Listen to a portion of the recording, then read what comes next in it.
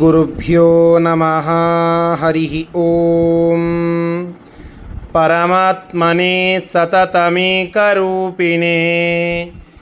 ದಶರೂಪಿಣೇ ಶತಸಹಸ್ರರೂಪಿಣೇ ಅವಿಕಾರಿಣೇ ಸ್ಫುಟಮನಂತರೂಪಿಣೇ ಸುಖಚಿತ್ಸಮಸ್ತತನವೇ ನಮೋ ನಮಃ. ತಪೋ ವಿದ್ಯಾ ವಿರಕ್ತ್ಯಾದಿ ಸದ್ಗುಣೌಘಾಕರಾನಹಂ ವಾದಿರಾಜಗುರುನ್ ವಂದೇ ಹಯಗ್ರೀವದಯಾಶ್ರಯಾನ್.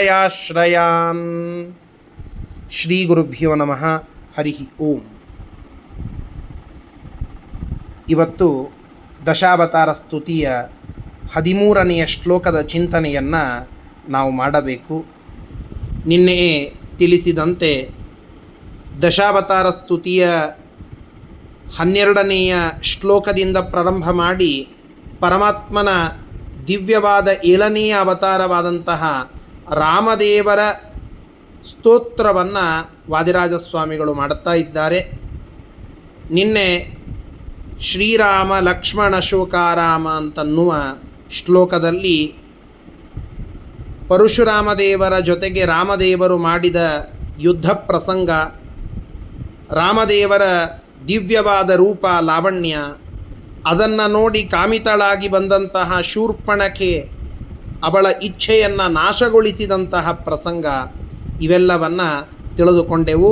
13ನೆಯ ಶ್ಲೋಕದಲ್ಲಿ ಮತ್ತೆ ರಾಮದೇವರ ದಿವ್ಯವಾದ ಕಥಾನಕಗಳನ್ನು, ಮಹಿಮೆಗಳನ್ನು ತಿಳಿಸ್ತಾ ಇದ್ದಾರೆ. ಶ್ಲೋಕ ಹೀಗಿದೆ: ಶ್ರೀಕೇಶವ ಪ್ರದಿಶ ನಾಕೇಶ ಜಾತ ಕಪಿಲೋಕೇಶ ಭಗ್ನರವಿಭೂ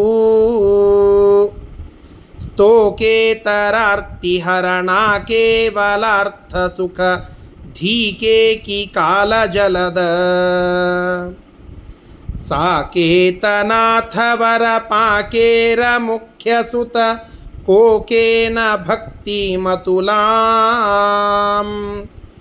ರಾಕೇಂದು ಬಿಂಬ ಮುಖ ಕಾಕೆ ಕ್ಷಣಾಪಹ ಋಷಿಕೇಶ ತಿಂಘ್ರಿ ಕಮಲೇ.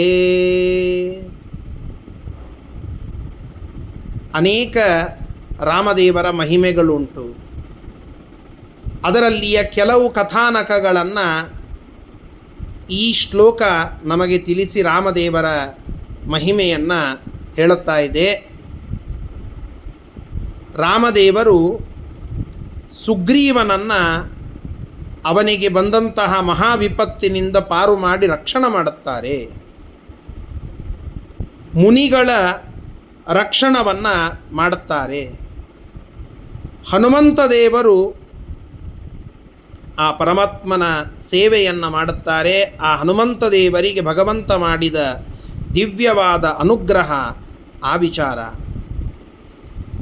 ಕಾಕಾಸುರ ಅಂತನ್ನುವ ಒಬ್ಬ ಅಸುರ, ಅವನು ಆ ಸೀತಾದೇವಿಗೆ ತೊಂದರೆ ಕೊಡಲಿಕ್ಕೆ ಅಂತ ಹೇಳಿ ಬಂದಾಗ ಆ ಕಾಕಾಸುರನ ಸಂಹಾರವನ್ನು ಮಾಡಿದಂತಹ ವೃತ್ತಾಂತ, ಅದನ್ನು ಈ ಶ್ಲೋಕ ತಿಳಿಸಿಕೊಡುತ್ತಾ ಕೊನೆಯಲ್ಲಿ ಹೇ ರಾಮ, ಹೇ ಕೇಶವ, ತೇ ಅಂಘ್ರಿ ಕಮಲೆ ಅಮಲಾಂ ಭಕ್ತಿಂ ಪ್ರದಿಶ. ಇಂತಹ ಕೇಶವ, ಇಂತಹ ರಾಮ, ನಿನ್ನ ಅಡಿದಾವರೆಗಳಲ್ಲಿ, ಪಾದಕಮಲಗಳಲ್ಲಿ ಅಮಲವಾದಂತಹ ಭಕ್ತಿಯನ್ನು ಪ್ರದಿಶ ಕೊಡುವಂತ ಪ್ರಾರ್ಥನೆ ಮಾಡುವಂತಹ ಒಂದು ಶ್ಲೋಕ ಇದು. ಶ್ಲೋಕದ ಅರ್ಥಗಳನ್ನು ತಿಳಿತಾ ಹೋಗೋಣ. ನಾಕೇಶ ಜಾತ ಕಪಿಲೋಕೇಶ ಭಗ್ನ ರವಿಭೂ. ನಾಕ ಅಂದರೆ ಸ್ವರ್ಗ, ಈಶ ಅಂದರೆ ಅದಕ್ಕೆ ಒಡೆಯ, ನಾಕೇಶ ಅಂದರೆ ಸ್ವರ್ಗಕ್ಕೆ ಅಧಿಪತಿಯಾದವನು ಇಂದ್ರ, ನಾಕೇಶ ಜಾತ ಆ ಇಂದ್ರನಿಂದ ಹುಟ್ಟಿದವನು, ಆ ಇಂದ್ರನ ಮಗನು ಯಾರು? ಕಪಿಲೋಕೇಶ, ಕಪಿಗಳ ಲೋಕಕ್ಕೆ ಈಶ ಒಡೆಯನಾದಂಥವನು ಯಾರು? ಆ ವಾಲಿ. ವಾಲಿ ಇಂದ್ರಾವತಾರ, ಇಂದ್ರನ ಮಗ ಅಂತ ನಾವು ಕೇಳುತ್ತೇವೆ. ಅದಕ್ಕಾಗಿ ನಾಕೇಶ ಜಾತ ಅಂತ ವಾದಿರಾಜ ಸ್ವಾಮಿಗಳು ಹೇಳಿದರು.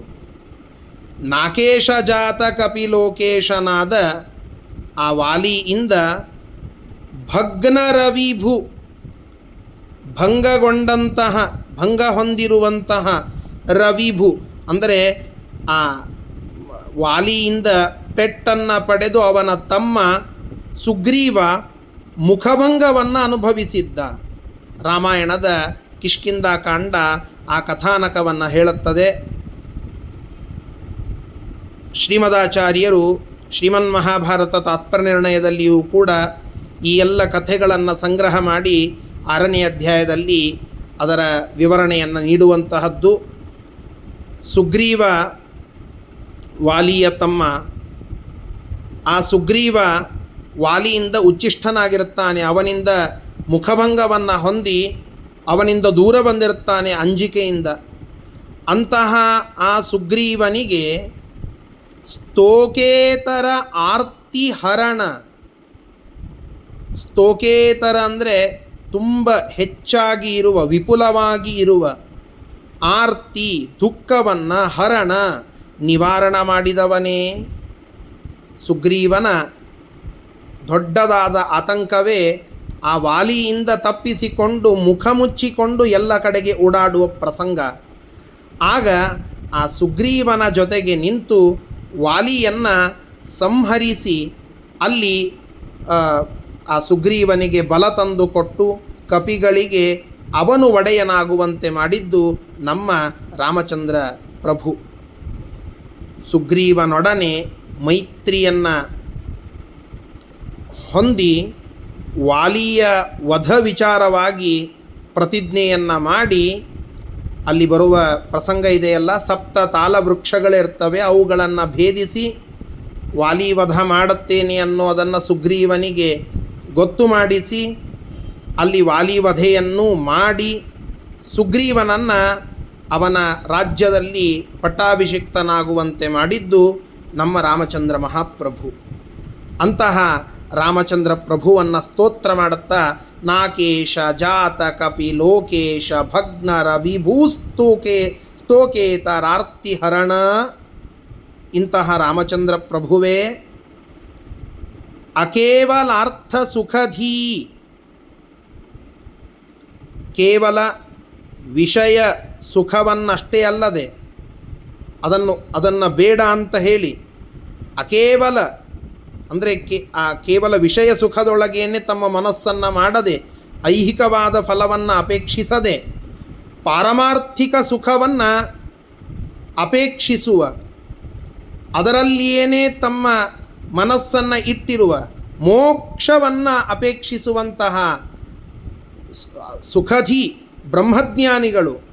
ಆ ಬ್ರಹ್ಮಜ್ಞಾನಿಗಳು ಹೆಂಗಿದ್ರು ಅಂತಂದರೆ ನವಿಲುಗಳಂತೆ ಇದ್ರಂತೆ. ಸುಖಧೀ ಕೇಕಿ, ಆ ನವಿಲುಗಳಂತೆ ಇರುವ ಬ್ರಹ್ಮಜ್ಞಾನಿಗಳಿಗೆ, ನವಿಲಿಗೆ ನಾಟ್ಯವಾಡಲಿಕ್ಕೆ ಮಳೆ ಬೇಕು. ಆ ಮಳೆಯನ್ನು ಸುರಿಸುವ ಮೋಡ ಬೇಕು. ಹೀಗಾಗಿ ಮೋಡ ಆ ನವಿಲನ್ನು ಖುಷಿಪಡಿಸುವಂತಹದ್ದು. ಮೋಡ ಬಂತು ಅಂದರೆ ನವಿಲು ಖುಷಿಯಿಂದ ಕುಣಿತದೆ. ಹಾಗೆ ಇಲ್ಲಿ ಬ್ರಹ್ಮಜ್ಞಾನಿಗಳು ಕೇವಲ ಪಾರಮಾರ್ಥಿಕವಾದ ಸುಖವನ್ನು ಚಿಂತಿಸುವ ಜ್ಞಾನಿಗಳು, ತಪಸ್ವಿಗಳು, ಋಷಿಗಳು, ಇಂತಹ ಬ್ರಹ್ಮಜ್ಞಾನಿಗಳೆನ್ನುವಂತಹ ಕೇಕಿ ನವಿಲುಗಳಿಗೆ ಕಾಲಜಲದ ಕಾರ್ಮೋಡದಂತೆ ಅವರಿಗೆ ಸಂತೋಷವನ್ನು ನೀಡುವಂತಹ, ಹೇಗೆ ಆ ನವಿಲಿಗೆ ಮೋಡ ಸಂತೋಷ ಕೊಡುತ್ತದೋ ಹಾಗೆ ಈ ಬ್ರಹ್ಮಜ್ಞಾನಿಗಳೆನ್ನುವಂತಹ ನವಿಲುಗಳಿಗೆ ಸಂತಸವನ್ನು ಕೊಡುವಂತಹ ಮೋಡ ಅದು ನಮ್ಮ ರಾಮ. ಅಂತಹ ಅಕೇವಲಾರ್ಥಿ ಸುಖಧೀ ಕಾಲಜಲದ ಸುಖಧೀ ಕೇಕಿ ಕಾಲಜಲದ ಸಾಕೇತನಾಥ ವರಪಾಕ. ಸಾಕೇತ ಅಂತಂದರೆ ಅಯೋಧ್ಯ ಅಂತರ್ಥ. ಸಾಕೇತನಾಥ ಅಂದರೆ ಅಯೋಧ್ಯೆಗೆ ರಾಜ ದಶರಥ. ಆ ದಶರಥನ ವರಪಾಕ ಅಂದರೆ ಅವನ ತಪಸ್ಸಿಗೆ ಸಿಕ್ಕಂತಹ ಫಲ, ಅವನ ಆ ಶ್ರೇಷ್ಠವಾದ ಯಜ್ಞ ಅದು ಫಲಕಾರಿಯಾದಾಗ ಸಿಕ್ಕಂತಹ ಪುತ್ರ ಶ್ರೇಷ್ಠ, ಅಂತಹ ಸಾಕೇತನಾಥನ ವರಪಾಕವಾಗಿ ಇರುವಂತಹ ರಾಮಚಂದ್ರ ಪ್ರಭುವೇ ಈರ ಮುಖ್ಯ ಸುತ, ಮುಖ್ಯ ಪ್ರಾಣದೇವರ ಮಗನಾಗಿರತಕ್ಕಂತಹ ಯಾರು ಹನುಮಂತ ದೇವರು, ಅವರ ಕೋಕ, ಆ ಹನುಮಂತ ದೇವರೆಂಬುವಂತಹ ಕೋಕ, ಕೋಕ ಅಂದರೆ ಚಕ್ರವಾಕ ಪಕ್ಷಿ. ಆ ಹನುಮಂತ ದೇವರು ಮುಖ್ಯ ಪ್ರಾಣದೇವರೆನ್ನುವಂತಹ ಚಕ್ರವಾಕ ಪಕ್ಷಿಗೆ ಇನ ಅಂದರೆ ಸೂರ್ಯ ಅಂತ ಅರ್ಥ. ಆ ಚಕ್ರವಾಕ ಪಕ್ಷಿಗೆ ಸೂರ್ಯನ ಅವಶ್ಯಕತೆ. ಅಂತಹ ಚಕ್ರವಾಕ ಪಕ್ಷಿಗೆ ಸೂರ್ಯನಂತೆ ಇರುವ, ಅರ್ಥಾತ್ ಹನುಮಂತ ದೇವರಿಗೆ ಅನುಗ್ರಹ ಮಾಡುವಂತಹ ಆ ಚಕ್ರವಾಕ ಪಕ್ಷಿಗೆ ಸೂರ್ಯನಂತೆ ಹೇಗೋ ಹಾಗೆ ನಮ್ಮ ಹನುಮಂತ ದೇವರಿಗೆ ರಾಮಚಂದ್ರ ಮಹಾಪ್ರಭು ರಾಕೇಂದು ಬಿಂಬ ಮುಖ, ಹುಣ್ಣಿಮೆಯ ಚಂದ್ರನಂತೆ ಮುಖದ ಕಾಂತಿಯನ್ನು ಹೊಂದಿರುವಂತಹ ಕಾಕೇಕ್ಷಣಾಪಹ, ಕಾಕಾಸುರ ಅಂತ ಒಬ್ಬ ಅಸುರ. ಆ ಅಸುರ ಅವನು ಬೇರೆ ಯಾರೂ ಅಲ್ಲ, ಇಂದ್ರನ ಮಗ ಜಯಂತ ಅಂತ ಹೇಳಿ. ಆ ಜಯಂತನೇ ಅಲ್ಲಿ ಅವನ ಒಳಗೇನೆ ಕಾಕಾಸುರ ಅಂತನ್ನುವ ಅಸುರ ಬಂದಿರ್ತಾನೆ. ಕಾಗೆಯ ರೂಪದಿಂದ ಸೀತಾದೇವಿಯನ್ನು ಕಾಮದೃಷ್ಟಿಯಿಂದ ನೋಡುವ ಒಂದು ಪ್ರಸಂಗ ಆಗ್ತದೆ. ಹಾಗೆ ನೋಡುವ ಸಂದರ್ಭದಲ್ಲಿ ಅಲ್ಲಿ ಪರಮಾತ್ಮ ಒಂದು ಹುಲ್ಲಿನ ಕಡ್ಡಿಯನ್ನು ತೆಗೆದುಕೊಂಡು ಆ ಕಾಗಿಯ ಒಂದು ಕಣ್ಣನ್ನು, ಯಾವ ಕಣ್ಣಿನಿಂದ ಕಾಮದೃಷ್ಟಿಯನ್ನು ಬೀರ್ತಾ ಇದ್ರೋ ಆ ಕಣ್ಣನ್ನು ಕಿತ್ತಿ ಅಲ್ಲಿ ಆ ಕಾಕಾಸುರನನ್ನು ಸಂಹಾರ ಮಾಡಿದ. ಅಂತಹ ಆ ಕಾಕಾಸುರನ ಒಂದು ಕಣ್ಣನ್ನು ಮಾತ್ರ ಕೆಡಿಸಿ, ಆ ಒಂದು ಕಣ್ಣನ್ನು ಮಾತ್ರ ಉಳಿಸಿ, ಏಕದೃಷ್ಟಿ ಉಳ್ಳ ಕಾಗೆಗಳು ಅಂತ ಹೇಳಿ ಇಡೀ ಸಂತತಿಯನ್ನು ಮಾಡಿದ್ದಾನೆ. ಕಾಗೆಗಳಿಗೆ ಎರಡು ಕಣ್ಣುಗಳಿದ್ದರೂ ಕೂಡ ಕಾಣುವುದು ಒಂದು ಕಣ್ಣು. ಇದಕ್ಕೆ ಕಾರಣ ಆ ಜಯಂತನ ಪ್ರಸಂಗ. ಅಲ್ಲಿ ಇರುವ ಕಾಕಾಸುರನ ಸಂಹಾರ ಮಾಡಿದಂತಹ ಆ ಋಷಿಕೇಶ, ಆ ಇಂದ್ರನ ಮಗ ಜಯಂತ ಸಾಕ್ಷಾತ್ ಲಕ್ಷ್ಮೀದೇವಿಯಾದ ಸೀತಾದೇವಿಯನ್ನೇ ಕೆಟ್ಟ ದೃಷ್ಟಿಯಿಂದ ನೋಡಿದ. ಇಂದ್ರಿಯಗಳನ್ನು ಅದರ ಹತೋಟಿಯನ್ನು ಕಳೆದುಕೊಂಡ. ಹೀಗಾಗಿ ಅದರ ಹತೋಟಿಯನ್ನು ಮತ್ತೆ ಆ ದೇವತೆಗೆ ಮರಳಿ ಕೊಟ್ಟು ಅವನ ಕ್ಷಮಿಸಿ ಅವನಿಗೆ ಅನುಗ್ರಹ ಮಾಡಿದಂತಹ ಋಷಿಕ ಅಂದರೆ ಇಂದ್ರಿಯಗಳ ಈಶ ಒಡೆಯ ನಮ್ಮ ಸ್ವಾಮಿಯಾದ ರಾಮಚಂದ್ರ ಮಹಾಪ್ರಭು. ಇಂತಹ ಶ್ರೀಕೇಶವ, ಕ ಅಂದರೆ ಬ್ರಹ್ಮ, ಈಶ ಅಂದರೆ ರುದ್ರ, ಶ್ರೀ ಅಂದರೆ ಲಕ್ಷ್ಮೀದೇವಿ.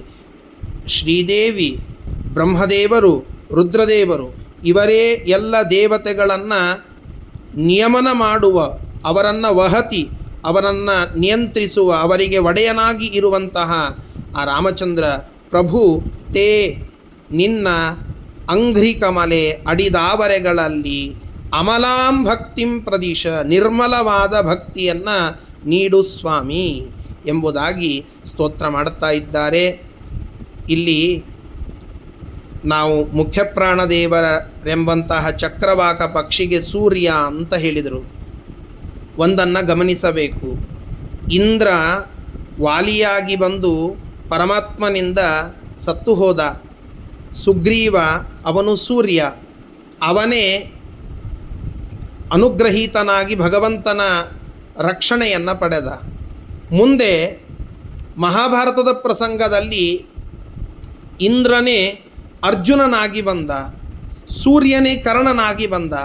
ಅಲ್ಲಿ ಮಾತ್ರ ಕೃಷ್ಣನ ಬೆಂಬಲ ಅದು ಕರ್ಣನಿಗೆ ಇರಲಿಲ್ಲ, ಇಂದ್ರಾವತಾರಿಯಾದಂತಹ ಅರ್ಜುನನಿಗೆ ಇತ್ತು. ಇದು ಯಾಕೆ ಅಂತ ಕೇಳಿದರೆ ಈರ ಮುಖ್ಯ ಸುತ ಕೋಕ ಇನ, ಇಲ್ಲಿ ಆ ಸಂದೇಶ ಇದೆ. ಎಲ್ಲಿ ಹನುಮಂತ ದೇವರು ಇವರು ಸಜ್ಜನರು ಸ್ವಾಮಿ, ಇವರನ್ನು ನೀನು ರಕ್ಷಣೆ ಮಾಡು ಅಂತ ಕೇಳಿಕೊಳ್ಳುತ್ತಾನೋ ಆ ಹನುಮಂತ ದೇವರಿಗಾಗಿ ಅವರ ರಕ್ಷಣೆ ಮಾಡುತ್ತಾನೆ. ರಾಮಾಯಣದ ಪ್ರಸಂಗದಲ್ಲಿ ಹನುಮಂತ ದೇವರು ಸುಗ್ರೀವನ ಪರವಾಗಿ ಇದ್ದರು, ಅದಕ್ಕಾಗಿ ಭಗವಂತ ಸುಗ್ರೀವನಿಗೆ ಅನುಗ್ರಹ ಮಾಡಿದ.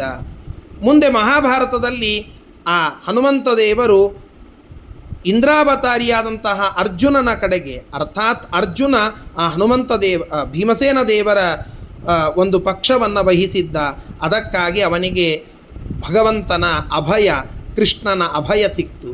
ಹೀಗೆ ಹರಿಯ ಮತವೇ ಹನುಮನ ಮತವು, ಹನುಮನ ಮತವೇ ಹರಿಯ ಮತವು. ಈ ಒಂದು ಪ್ರಸಂಗ ಇಲ್ಲಿ ಗೊತ್ತಾಗ್ತಾ ಇದೆ. ಕಾಕಾಸುರನ ವೃತ್ತಾಂತ ಇತ್ಯಾದಿಗಳಿಂದ ಭಗವಂತ ತೋರಿದ ದಿವ್ಯ ಮಹಿಮೆಯೂ ಕೂಡ ಇಲ್ಲಿ ಗೊತ್ತಾಗ್ತಾ ಇದೆ. ಆ ಮುನಿಗಳ ರಕ್ಷಣ, ಶರಭಂಗ ಮೊದಲಾದ ಮುನಿಗಳ ರಕ್ಷಣೆ ಮಾಡಿದಂತಹ ಪ್ರಸಂಗವೂ ಇಲ್ಲಿ ಬರ್ತಾ ಇದೆ. ಎಲ್ಲ ಕಥೆಗಳನ್ನು ಒಮ್ಮೆ ಮೆಲಕು ಹಾಕಿ ಕಣ್ಣ ಮುಂದೆ ತಂದುಕೊಂಡು ಆ ರಾಮಚಂದ್ರ ಪ್ರಭುವಿಗೆ ನಾವು ಭಕ್ತಿಯನ್ನು ಬೇಡಿಕೊಂಡು ಕೇಳೋಣ. ಭಕ್ತಿಯನ್ನು ಕೊಡು ಸ್ವಾಮಿ ನಿನ್ನಲ್ಲಿ ಅಂತ ಹೇಳಿ. ಶ್ರೀಕೃಷ್ಣಾರ್ಪಣಮಸ್ತು. ಹರಯೇ ನಮಃ.